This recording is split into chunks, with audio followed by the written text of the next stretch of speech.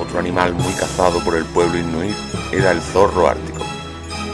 Este raposo de color blanco es muy apreciado por su fantástica y valiosa piel, y no tanto así por su carne. También entre los animales más valorados por los inuit estaban los caribú. Este cérvido, también llamado reno común, era junto a los perros husky el único animal domesticable que poseían. Las veloces y blanquísimas liebres árticas eran otra de las piezas altamente deseadas gastronómicamente hablando para los inuits. Su caza con arco y flechas estaba muy extendida entre estos pueblos árticos, suponiendo para ellos un divertido pasatiempo además de un buen sustento. Las focas también constituían un bien muy preciado, ya que además de ser su sustento principal en el largo invierno, proporcionaban a estas poblaciones pieles para confeccionar ropa o tiendas de campaña y grasa que se convertía en un valioso combustible. La habilidad innata que estos magníficos hombres del norte poseen para la caza y de cómo estos tratan de inculcarle sus artes a las próximas generaciones de jóvenes cazadores queda patente en las grabaciones de Flaherty. Sin conocer lo que es una escuela y sin necesidad alguna de ellas, los cazadores inuit son muy conscientes de la vital importancia que supone enseñarle todo lo que saben a sus hijos lo antes posible.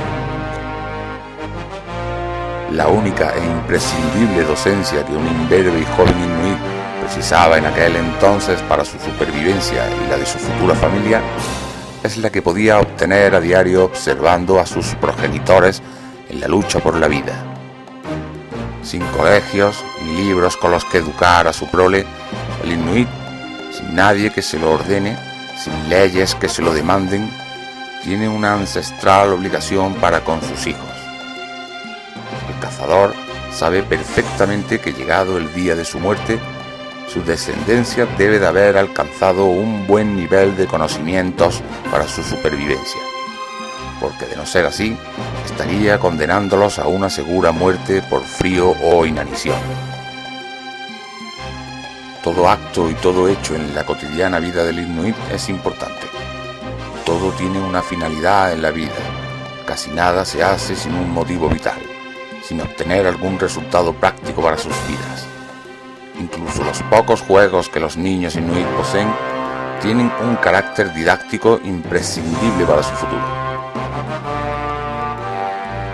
Para uno de estos niños del norte, imitar a su padre y hermanos mayores cuando estos realizan sus tareas diarias es, además de una buena diversión, la única manera de aprender a comportarse como un verdadero cazador inuit. Alakalariak, para evitar que su hijo mayor sufra un innecesario enfriamiento mientras hace de improvisado trineo para su pequeño hermano, le fabrica una réplica exacta a escala del trineo utilizado por él en sus desplazamientos. Un magnífico y útil juguete para estos alumnos de la supervivencia.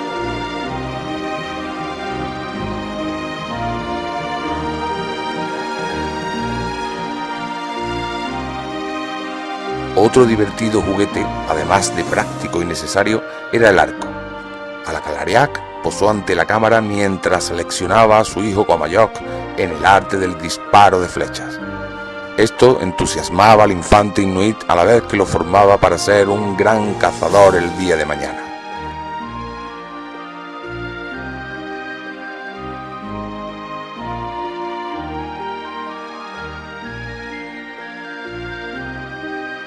Unas figurillas de nieve representando a osos y a otros animales eran los blancos perfectos para que los iniciados cazadores practicaran su puntería, algo que les sería de suma importancia en un incierto futuro no muy lejano.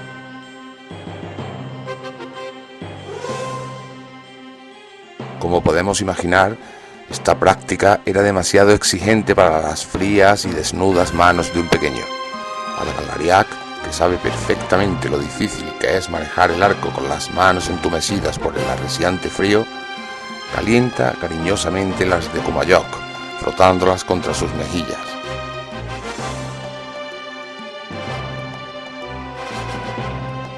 Otra asignatura de vital importancia, transmitida de padres a hijos, es la construcción del hogar inuit, el iglú.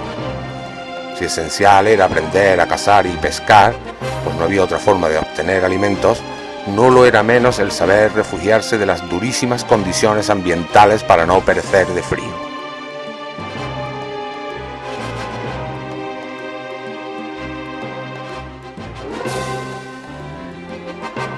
En aquellos años, como venían haciendo durante milenios, los inuit debían migrar entre un campamento de verano y uno de invierno. Desde tiempos inmemoriales, dichos campamentos solían ser compartidos por varias familias, pero para cuando llegó Flaherty, esta práctica era cada vez menor y las familias construían sus hogares a cierta distancia unos de otros. En tiempo estival, cuando la nieve se derretía, los inuit construían unas magníficas chozas, a modo de tiendas de campaña. Estas eran elaboradas a base de pieles de animales estiradas sobre un marco. Su montaje y desmontaje era tan fácil como práctico.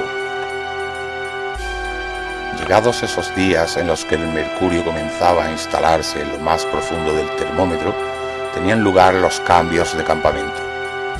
A pesar de que cada familia se instalaba en lugares distintos, procuraban no alejarse unas de otras en exceso. Por seguridad y afinidad, ningún inuit se adentraba en lo remoto de aquellas tierras a vivir en soledad. Tras reunir y acomodar en el trineo sus escasas pertenencias, la familia, con Alak y Alak a la cabeza, sorteaban aquel informe caos de nieve en el que se estaba convirtiendo la zona. Igual que les pasa a las placas tectónicas en colisión, las de hielo forman irregulares accidentes que convierten aquellos páramos en lugares de difícil tránsito.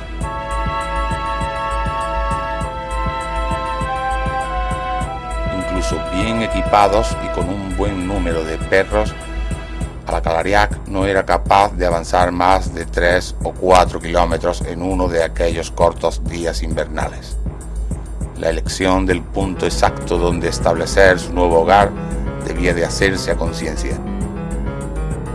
Alejarse de las llanuras en busca de alguna colina, en cuya base o ladera levantar su iglú, era una práctica común y casi obligada, muy a pesar de lo impracticable de la ruta. Un buen número de aquellos potentes perros husky que los inuit entrenaban para dicho fin, el traslado de toda una familia con sus pertenencias a través de aquel traicionero y agotador paraje era prácticamente imposible de realizar.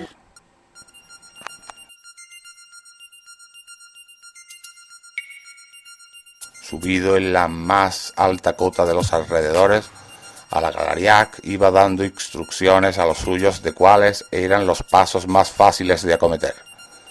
A punto de salir de aquel caótico tramo, su instinto de cazador le advierte de un leve pero inconfundible movimiento en la llanura a la que se dirigen. Era un zorro ártico, un blanquísimo y bello ejemplar de raposo, que apenas podía distinguirse de la nieve que tenía a su alrededor. Pero la aguda y profunda vista del cazador no se equivocó cuando el escurridizo animal desapareció en la nieve.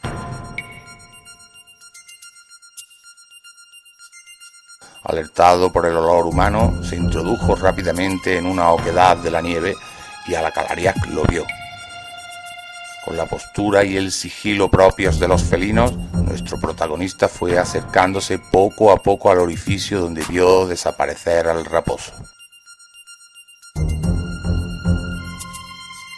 Contra el viento y sin hacer ningún tipo de ruido, avanzaba cuchillo en mano ante la atenta mirada de su familia. Una vez en la boca de la zorrera, se aseguró de que el animal no estaba esperándole en la misma entrada y, ayudándose de su afilado marfil, fue abocardando el diámetro de esta, lo suficiente para que su cuerpo cupiese en su interior.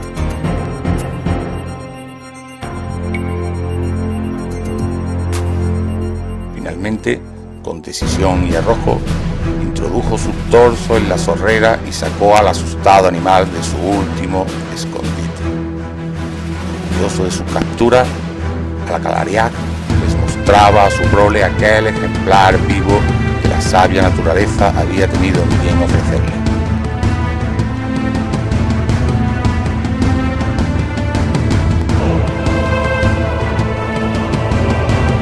Después de 2 días de camino y tras pasar la noche en su tienda de piel, Alakalariak encuentra un lugar acorde a sus necesidades donde instalar su campamento de invierno. Sin materiales de construcción de ningún tipo, y dado que las tiendas de piel eran del todo insuficientes para esas temperaturas, solo les quedaba el hielo para poder levantar su hogar, su iglú. La intención de tan curiosa construcción era alcanzar en su interior una temperatura cercana a los 0 grados. Todo lo que fuera a pasar de ahí, aunque solo fuera 1 grado sobre cero, supondría el comienzo de la siempre incómoda y peligrosa descongelación de las paredes interiores. Flaherty, sabedor de lo impactante que sería para el mundo moderno ver cómo estos humanos anclados en el pasado levantaban estas desconocidas construcciones, no dudó en destinar gran parte de los rollos de película en inmortalizar la depurada técnica de Alakalariak como constructor de iglús. En primer lugar, tras haber elegido un lugar con las características ideales para su emplazamiento, nuestro protagonista comenzó a clavar su arpón en diferentes sitios. Dependiendo de la oposición que la nieve opusiera a la clavada y de la facilidad con que su cuchillo cortara, el terreno sería más o menos bueno para extraer los bloques de la nieve. Cuando por fin encontró el sitio cuyo espesor era el que buscaba, Alakalariak hizo una señal a los suyos indicándole el lugar donde pasarían los próximos 6 meses. Aunque el terreno tenía un cierto desnivel, no dudó en señalarle los límites del emplazamiento por él elegido y al que tendría que practicar un pequeño bancal para allanar el firme.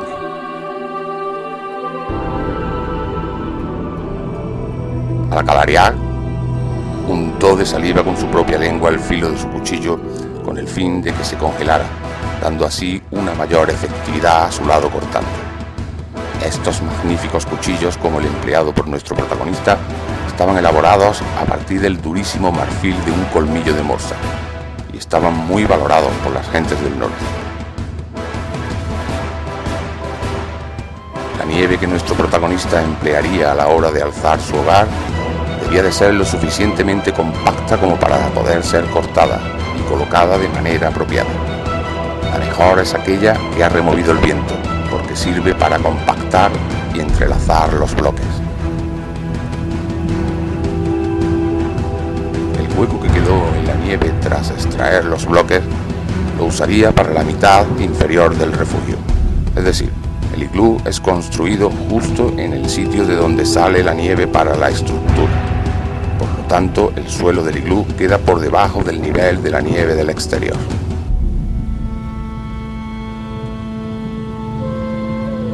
Ese es el motivo de que parezcan bajos de altura vistos desde fuera. La forma de construirlo parece sencilla a simple vista, ya que no era necesaria una estructura provisional de soporte. Cada bloque de nieve se apoya en los anteriores hasta cerrar progresivamente todo el espacio.